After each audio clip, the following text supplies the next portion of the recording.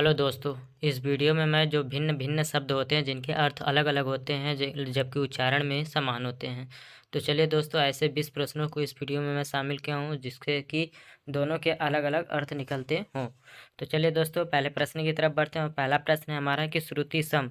तो सबसे पहले जान लेते हैं कि श्रुति सम क्या होता है। तो एक जैसे जो समान ध्वनि हो। श्रुति मतलब ध्वनि से हो जाएगा, सम मतलब समान से, ठीक है। जो सुनने में, श्रुति मतलब सुनने में, ठीक है, जो सुनने में समान हो, सम से मतलब है, ठीक है दोस्तों। तो श्रुति सम शब्द युग्म की भिन्न अर्थ वाली, ठीक है दोस्तों। सही जोड़े को पहचानना है। प्रश्न आप लोग बखूबी समझ गए होंगे कि सम मतलब समान होता है, श्रुति माने सुनने वाला, जो सुनने में एकदम समान लगे लेकिन भिन्न अर्थ प्रकट करता हो। चलिए दोस्तों, ऑप्शन की तरफ हम लोग बढ़ते हैं कि हमारा ऑप्शन नंबर ए है कुल कुल, या ऑप्शन नंबर बी रात्रि निशा अभिलाषा इच्छा, या ऑप्शन नंबर डी किरण रश्मि। तो क्या हमारा ऑप्शन चारों ऐसा देखिए जो सुनने में एक समान होता है। हमारा देखिए रात्रि निशा, क्या एक समान जैसे दिख रहे हैं? नहीं। अभिलाषा और इच्छा एक समान देखने में लग रहे हैं? नहीं। किरण और रश्मि? नहीं। लेकिन बात किया जाए जो ऑप्शन नंबर ए है कूल कूल, तो क्या हमारा एक जैसे सुनने में समान लग रहा है? तो जी हाँ, बिल्कुल। तो हमारा ऑप्शन नंबर ए हमारा हो जाएगा प्रश्न नंबर 1 का बिल्कुल सही जवाब हो जाएगा। चलिए दोस्तों, प्रश्न नंबर दूसरे की तरफ चलते हैं और कह रहा है कि अभय और उभय शब्द युग्म का सही अर्थ। क्या अभय का क्या अर्थ होता है, उभय का क्या अर्थ होता है? चारों ऑप्शन को देखिए और बताइए क्या हमारा ऑप्शन नंबर ए सही होगा, जिसमें लिखा है निर्भय निर्भय दोनों हो जाएगा, या हवा और अग्नि होगा, पढ़ना पढ़ाना होगा, या दोनों निर्भय होगा, ठीक है दोस्तों। तो प्रश्न नंबर दूसरे की बताइए दोस्तों कि अभय और उभय शब्द का सही अर्थ क्या होगा, ठीक है दोस्तों।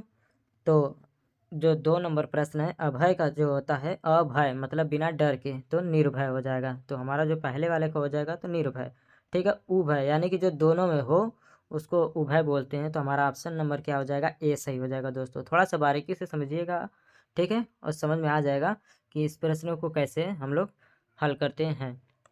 चलिए आगे हम लोग बढ़ते हैं। प्रश्न नंबर तीसरा कह रहा है, देखिए फिर आ गया श्रुति सम, मतलब एक समान सुनने में ध्वनि जो लगे वही शब्द वर्ण पहचानना है, ठीक है दोस्तों। तो देखिए हमारा ऑप्शन नंबर क्या कह रहा है? अपेक्षा उपेक्षा। ऑप्शन बी कह रहा है संसार जगत। ऑप्शन सी कह रहा है संध्या शाम और संध्या दिन दिवस, ठीक है दोस्तों। तो प्रश्न नंबर 3 की बात किया जाए दोस्तों, तो प्रश्न नंबर 3 जो हो जाएगा हमारा ऑप्शन नंबर क्या हो जाएगा? अपेक्षा उपेक्षा। कुछ एक तरीके से सुनने के जैसा लग रहा है ना, तो हमारा ऑप्शन नंबर ए सही हो जाएगा।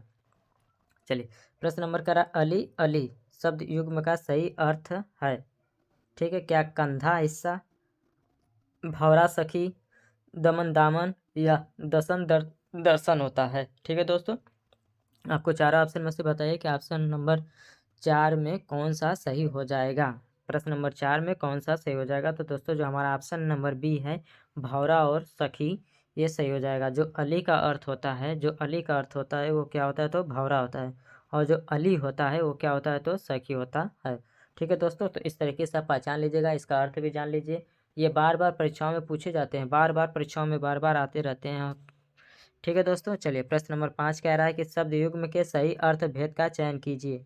अम्बुज अम्बुद, ठीक है दोस्तों। तो आपको बताना है कि अम्बुज और अम्बुद में कौन सा सही होगा। क्या हमारा ऑप्शन नंबर ए जिसमें कमल और बादल लिखा गया है, ऑप्शन नंबर बी जिसमें जल कमल लिखा गया है, ऑप्शन नंबर सी समुद्र समुद्र कमल, या ऑप्शन नंबर डी बादल और समुद्र होगा। तो अम्बुज और अम्बुद। तो दोस्तों फटाफट से इस प्रश्न का सही जवाब बताइए। तो दोस्तों तो आप लोग को पर्यायवाची भी मालूम होगा तो भी इस प्रश्न का सही जवाब कर लेंगे आप लोग। तो अम्बुज की बात किया जाए दोस्तों और अम्बुद की बात किया जाए तो जो हमारा ऑप्शन नंबर है कमल और बादल।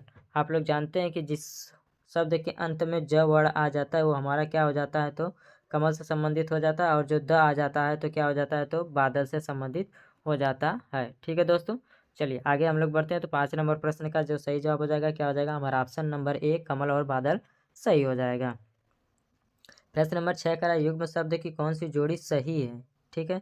क्या न्याय अन्याय, धरा पृथ्वी, अचल और अचला, मान और अपमान, ठीक है दोस्तों। प्रश्न नंबर 6 का आपको बताना है कि कौन सा युग्म शब्द की जोड़ी से सही है।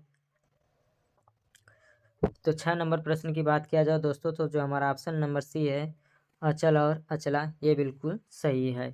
चलिए आगे हम लोग बढ़ते हैं। प्रश्न नंबर 7 कह रहा है कि यदा कदा के सही अर्थ युग्म का चयन कीजिए। क्या जब तब होगा? ऑप्शन नंबर बी कह रहा है कब तब, ऑप्शन सी कह रहा है जब कब, या ऑप्शन नंबर डी कह रहा है कि कब और जब, ठीक है दोस्तों। तो प्रश्न नंबर 7 की बात किया जाए दोस्तों, तो यदा कदा का जो प्रश्न है वो हमारा ऑप्शन नंबर ये हो जाएगा सी। ये क्या होता है, तो जब और कब। कदा मतलब होता है कब, ठीक है दोस्तों, यदा माने जब।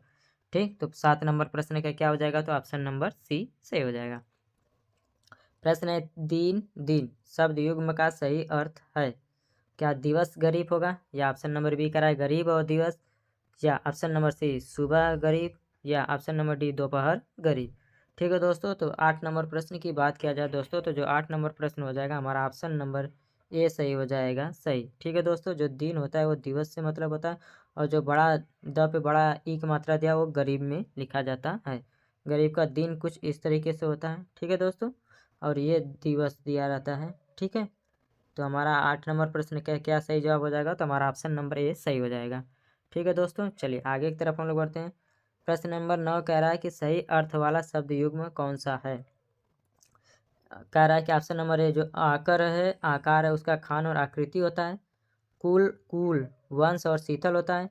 निर्झर निर्जर निर्झर शून्य झरना सर सर, तो बाढ़ या भला आदमी। ठीक है दोस्तों, तो 9 नंबर का बताना है कि सही अर्थ वाला शब्द युग्म कौन सा है।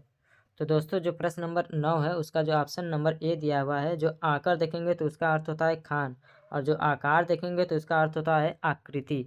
आकार को आप लोग जानते होंगे कि आकृति बोला जाता है ये, ठीक है दोस्तों, और आकर को क्या बोलते हैं, तो खान बोलते हैं। तो प्रश्न नंबर ए का क्या हो जाएगा, सॉरी 9 का क्या हो जाएगा, तो ऑप्शन नंबर ए हमारा सही हो जाएगा। ठीक है दोस्तों, तो हमारा ऑप्शन नंबर ए बिल्कुल सही हो जाएगा।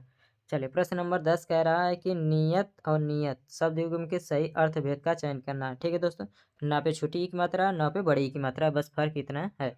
चलिए हमारा ऑप्शन नीचे दिया गया है, क्या इरादा और भाग्य होगा, इरादा और निश्चित होगा, निश्चित इरादा होगा, या भाग्य निश्चित होगा। ठीक है दोस्तों, चारों ऑप्शन को देखिए और 10 नंबर प्रश्न का सही जवाब बताइए। ठीक है दोस्तों, हमारा प्रश्न क्या था, तो नियत था, देख लीजिए हम लिख दे रहे हैं, और ये था। ठीक है, तो जो हमारा ऑप्शन हो जाएगा ऑप्शन नंबर सी सही हो जाएगा, निश्चित और इरादा सही हो जाएगा। ठीक है दोस्तों, चलिए आगे हम लोग बढ़ते हैं। 11 कह रहा है कि चीर चीर का अर्थ क्या है, क्या ऑप्शन नंबर ए नया पुराना, ऑप्शन नंबर बी किला काम, ऑप्शन नंबर सी पुराना या कपड़ा, ऑप्शन नंबर डी चर या अचर। ठीक है दोस्तों, तो प्रश्न नंबर 11 की बात किया जाए तो जो प्रश्न नंबर 11 उसका हमारा ऑप्शन नंबर सी सही हो जाएगा। चीर क्या होता है, तो पुराना होता है, और चीर क्या होता है, तो कपड़ा होता है। ठीक है दोस्तों, चलिए इससे आप पहचान लेंगे। चलिए आगे हम लोग बढ़ते हैं। प्रश्न नंबर 12 का अम्बुज और अम्बुदी शब्द युग्म का सही अर्थ है, क्या कमल सागर से है, कमल भोजन से है, भोजन कमल से है, या बादल कमल से है। ठीक है दोस्तों, तो प्रश्न नंबर 12 की बात किया जाए दोस्तों, तो प्रश्न नंबर 12 को देख लीजिए। हमने पहले ही बताया था कि अम्बुज जहाँ पर जा आ जाएगा तो किससे संबंधित होगा, तो कमल से संबंधित होगा।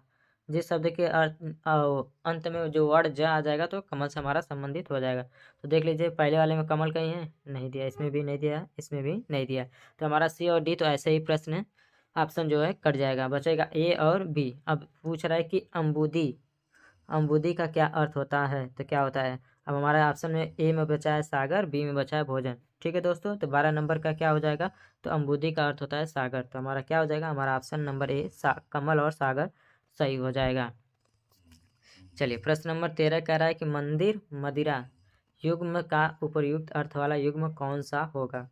ठीक है, पूजा घर पुजारी, घर सवारी, गुफा बड़ा गुफा, देवालय या अश्वशाला। ठीक है दोस्तों, तो 13 नंबर प्रश्न की बात किया जाए दोस्तों, तो मंदिर और मंदिरा युग्म का जो अर्थ निकलता है वो हमारा देवालय और अश्वशाला। मंदिरा से मतलब होता है हमारा क्या, तो अश्वशाला जहाँ पर घोड़े रहते हैं। चलिए चर्म शब्द का समभिन्नार्थक क्या है, चर्म। ठीक है दोस्तों, तो 14 नंबर प्रश्न की बात किया जाए दोस्तों, तो जो इसका सही जवाब हो जाएगा हमारा क्या, ऑप्शन नंबर ए सही होगा, या बी सही होगा, या सी सही होगा, या डी सही होगा। ठीक है दोस्तों, तो सम भिन्नार्थक यानी कि कुछ समान सा लगता हो तो क्या हो जाएगा, चर्म से चरम। ठीक है दोस्तों, तो 14 नंबर प्रश्न का क्या हो जाएगा, तो ए सही हो जाएगा। ठीक है, चलिए प्रश्न नंबर कह रहा है कि गाड़ी और गाढ़ी शब्द के युग्म के लिए सही अर्थ युग्म चुने।